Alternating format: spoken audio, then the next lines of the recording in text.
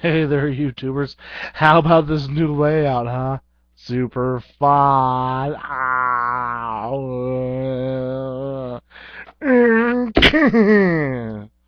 Like my lamp. It's got eyes on it. They're googly eyes.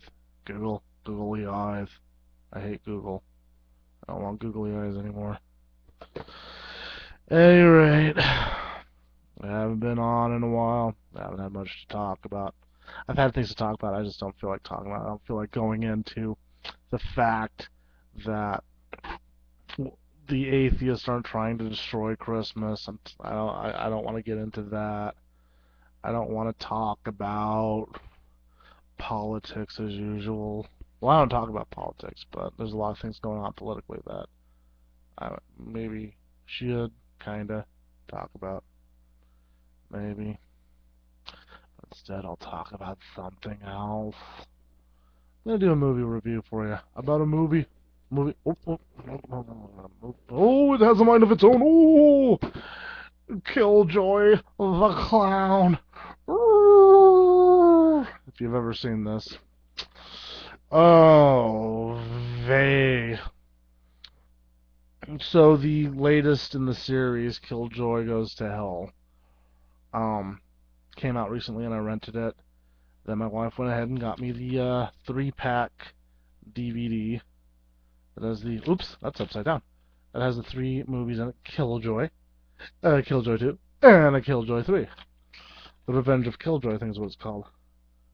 Um, let's go ahead and just read, and I will review each one. I'll read the summary, and then I'll tell you how it is. Killjoy. Michael, a reserved high school student, has always been an outcast among his peers. One day the bullying goes too far and he endures his final beating. Now a new face is in town, ready to exact Michael's revenge. His name is Killjoy, and he thinks murder is a laughing matter. Now, back in the earlier part of the last decade, I was in a band. I was a bass player in a punk metal band called the God Structure Machine, and we rocked like no other. And the lead guitarist, I think he rented Killjoy, and we all sat around. We were all living in a house together, and he rented it, and he and I don't know how many of us sat and watched it, but I remember falling asleep throughout the whole thing. So in order to even review this, I had to go back and watch this, and boy, not good, not a good. It's just, it's not funny, it's not scary, it's just boring, and that's the biggest failure a movie could have. You could be a bad movie, but as long as you're entertaining in spite of your badness, then it's okay. But this movie was just boring. And the sequel came out, so I watched that just recently. They made a sequel on it. Apparently, it's relatively popular, or that's what it says. They refer to it as a full moon hit on Wikipedia. It's a hit for them. So whatever that means, I mean. So they did a sequel, and one's a little bit better, but not much. And then for some reason, the sequel, let's go ahead and say that a group of at-risk youth are on their way to the wilderness for some much-needed rehabilitation. But when their van breaks down and they find themselves in the home of a voodoo woman, Killjoy's spirit is summoned, and it's more killer clown action in this murderous sequel. And one of the things that the sequel suffers from is the same thing that Nightmare on Elm Street 2: Freddy's Revenge, which the shirt I am wearing right now, suffers from. It's called Freddy's Revenge. You don't see Freddy till the end of the movie. There's hardly any Freddy in it. Killjoy has the same thing. You go through so much of the movie just waiting for Killjoy to come in. This is a franchise that needs its character right there in the front. You know, all up in your face, giving you havoc. It doesn't do that. And so for 10 years later, they decided to revisit this series, almost 10 years later. Um, And this one, the summary is: a group of unsuspecting college students accidentally opened the portal to Killjoy's demon realm. Now trapped in a strange funhouse world with Killjoy and his trio of clown friends, Punchy, Freakshow, and Batty Boop, they must team up to survive his diabolical trials and end Killjoy's reign of terror once and for all. Of course, it's not once and for all because they made another movie. This movie, hands down, so much better than the other two. If I were to if anyone came to me and said, "Hey, I love this movie called Killjoy. Should I watch it?" No, don't watch it. Get Killjoy 3.